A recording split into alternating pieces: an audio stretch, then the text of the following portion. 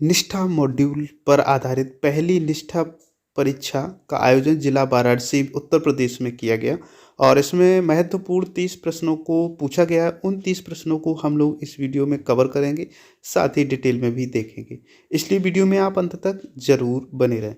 तो चलो शुरू करते हैं। हेलो दोस्तों, नमस्कार। आप देख रहे हैं डेली ग्रो यूट्यूब चैनल।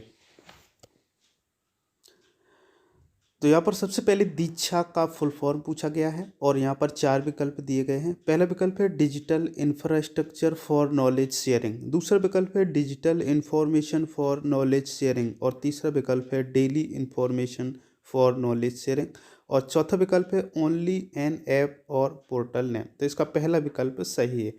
अब बात करते हैं दूसरे प्रश्न की। तो निष्ठा का फुल फॉर्म क्या है? तो जिसमें 4 विकल्प इसमें भी है। पहला है national integration for school heads and teachers holistic attitude, national initiative for school heads and teachers holistic advancement और तीसरा है ओनली ए वेब पोर्टल और ऐप नेम। चौथा है national invention for school heads and teachers holistic advancement. तो इसका दूसरा विकल्प सही है, उसको क्लिक करते हैं। अब चलते हैं तीसरे विकल्प की ओर। हमारे देश में अब तक कुल कितनी राष्ट्रीय शिक्षा नीति बनी हैं? तो हमारे देश में अभी तक 3 राष्ट्रीय शिक्षा नीति बनी हैं, 1968, 1986 और चौथी अभी 2019 में जो बनकर तैयार हुई, 2019 में जिसका नींव रखी गई, 2020 के नाम से जानी जाती है। तो इस प्रकार से 3 हमारे यहाँ शिक्षा नीतियाँ बनी हैं। 3 पर क्लिक करते आगे चलते हैं। और राष्ट्रीय शिक्षा नीति 2020 की संरचना क्या है? तो राष्ट्रीय इसमें 3 विकल्प हैं, 5 + 4 + 3 + 3, दूसरा है 5 + 3 + 4 + 3, तीसरा है 5 + 3 + 3 + 4। तो इसमें तीसरा विकल्प सही है, इसे क्लिक करते हैं। आगे देखते हैं पाँचवा प्रश्न एक और है, बच्चों की सुरक्षा के लिए चाइल्ड हेल्पलाइन नंबर क्या है?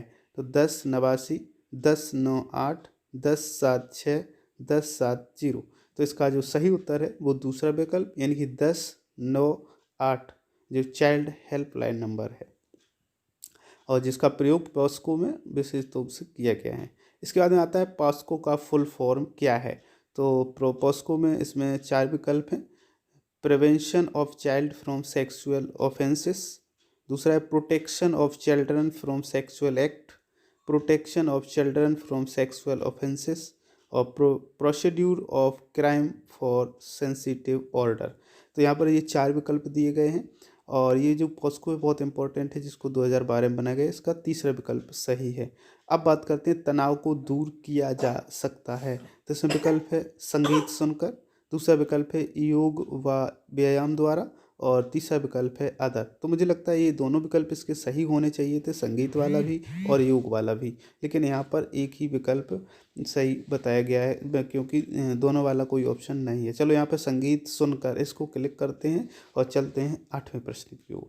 तो जो 8वां प्रश्न है वह बच्चों को डांटना हिंसा है।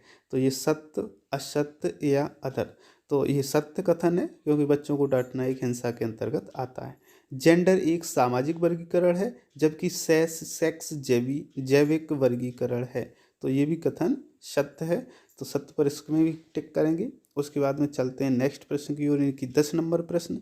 कक्षा 1 व 2 में पर्यावरण अध्ययन 4 विकल्प इसमें अलग विषय के रूप में पढ़ाया जाता है, भाषा का गणित के साथ पढ़ाया जाता है, नहीं पढ़ाया जाता। तो इसका दूसरा विकल्प सही है, यानी कि भाषा के साथ इसको पढ़ाया जाता है। 11वां प्रश्न है, जब संसाधनों में पीने योग्य व न पीने योग्य दोनों जल होते हैं जल संसाधनों में, तो इसका विकल्प सही है। चलते हैं नेक्स्ट की ओर और नेक्स्ट नंबर जो प्रश्न है वो है दक्षिणी अक्षांश 23.5 डिग्री दक्षिणी अक्षांश खाली स्थान के रूप में जाना जाता है, कर्क रेखा, मकर रेखा और विषुवत रेखा। तो इसका दूसरा विकल्प सही है, मकर रेखा। अब चलते हैं नेक्स्ट 13 नंबर प्रश्न की ओर। मूल आधारित शिक्षा की ओर न ले जाना कहलाता है सक्रिय उद्गम, निष्क्रिय उद्गम, सामान्य उद्गम। तो इसका जो विकल्प सही है वो दूसरा है, निष्क्रिय उद्गम। चलते हैं नेक्स्ट प्रश्न की ओर, यानी कि 14 नंबर प्रश्न। और 14 नंबर प्रश्न दिया गया है, बच्चे वयस्कों के साथ परस्पर संवाद से सीखते हैं।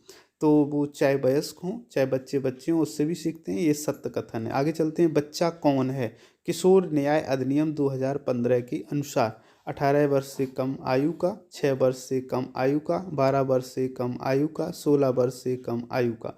तो इसका पहला विकल्प सही है, 18 वर्ष से कम आयु का। नेक्स्ट प्रश्न है 16 नंबर देख लेते हैं। निःशुल्क एवं अनिवार्य बाल शिक्षा अधिकार 2009 के अंतर्गत खाली स्थान आयु वर्ग के बच्चे शामिल हैं। 6 से 18, 3 से 18, 6 से 14। तो इसका जो विकल्प है तीसरा सही है, 6 से 14 वर्ष की आयु।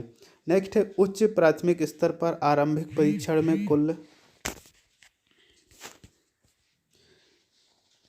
कितने प्रश्न पूछे जाते हैं? तो उच्च प्राथमिक में 25 प्रश्न पूछे जाते हैं, तो इसलिए इसका तीसरा विकल्प सही है। जबकि प्राथमिक स्तर पर 15 प्रश्नों को पूछा जाता है, तो इसका तीसरा विकल्प सही है। आगे चलते हैं 18 नंबर प्रश्न की ओर, और 18 नंबर प्रश्न है शैक्षिक भ्रमण एक तकनीक है।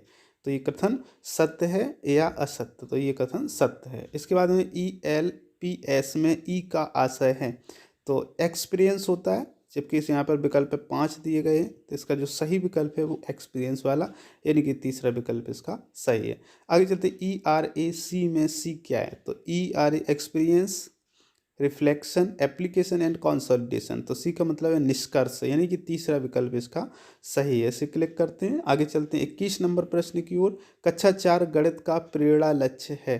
तो कक्षा 4 गणित का गुणा से संबंध है, तो गुणा की 75% प्रश्नों को सही हल कर लेते हैं, यानी इसका तीसरा विकल्प सही है।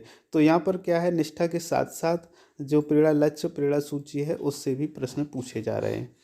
फिर प्रेरणा तालिका का प्रयोग किया जाएगा शिक्षण योजना बनाने में, TLM बनाने में, बच्चों की अधिगम संप्राप्ति को दर्ज करने में। तो इसका तीसरा विकल्प सही है, अधिगम संप्राप्ति को दर्ज करने में। उसके सहज पुस्तिका में शामिल है उपचारात्मक शिक्षण, कहानी एवं कविता, चित्र एवं निबंध। तो यहाँ पर 3 विकल्प हैं, और इन 3 में से दूसरा वाला सही है, यानी कहानी और कविता आधारित। आधारशिला क्रियान्वयन संदर्शिकता बताती है। तो आधारशिला क्रियान्वयन संदर्शिकता क्या बताती है? दैनिक शिक्षण योजना के बारे में, व्यायाम कक्षा के संचालन के बारे में, बच्चों की प्रगति के बारे में। तो पहला वाला विकल्प इसका सही है। फिर लिखित समृद्ध माहौल बनाने में उपयुक्त होता है। पहला विकल्प विषय वस्तु को समय समय पर बदलते रहना, विषय वस्तु को स्थायी रूप से लगाना। तो पहला विकल्प इसका सही है। आगे चलते प्रेरणा सूची का प्रयोग किया जाएगा अधिगम संप्राप्ति का आकलन करने में, शिक्षण योजना बनाने में, और अभिभावकों को अवलोकन के लिए। तो प्रेरणा सूची जो बनेगी वो शिक्षण योजना को बनाने के लिए किया जाएगा। आगे शिक्षण अधिगम सामग्री ऐसी हो तो कैसी हो? आकर्षक हो तथा सीखने में मदद करे, शिक्षक के लिए बनाया गया हो। तो दूसरा विकल्प इसका सही है। आगे देखते हैं एक अच्छी कक्षा तब होगी जब बच्चे सुन रहे हों, अध्यापक बोल रहे हों, बच्चे प्रश्न कर रहे हों, अध्यापक उत्तर दे रहे हो, बच्चे बोल रहे हों, अध्यापक देख रहे हों।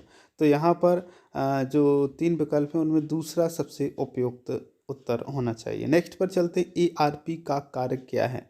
सहयोगात्मक पर्यवेक्षण करना, निरीक्षण करना, अनुश्रवण करना। तो यहाँ पर 3 विकल्प हैं, इनमें पहला विकल्प सही है, सहयोगात्मक पर्यवेक्षण करना। और आज का अंतिम प्रश्न है एक आदर्श या अपेक्षित शिक्षण अधिगम प्रक्रिया में टीचर टॉक टाइम होना चाहिए 100%, 20%, 80% और 50%। तो 20% टीचर को बोलना चाहिए, जबकि 80% जो है छात्रों की उसमें भागीदारी होनी चाहिए, क्योंकि जो भी शिक्षा प्रक्रिया वहाँ पर हम लोग कर रहे हैं वो छात्रों के लिए कर रहे हैं, इसलिए आवश्यक है कि छात्र जरूर बोलें। तो उम्मीद करता हूँ वीडियो आपको पसंद आया होगा। यदि वीडियो पसंद आया है तो अपने शिक्षक साथियों में शेयर जरूर करें। वीडियो पूरा देखने के लिए आपका बहुत बहुत धन्यवाद।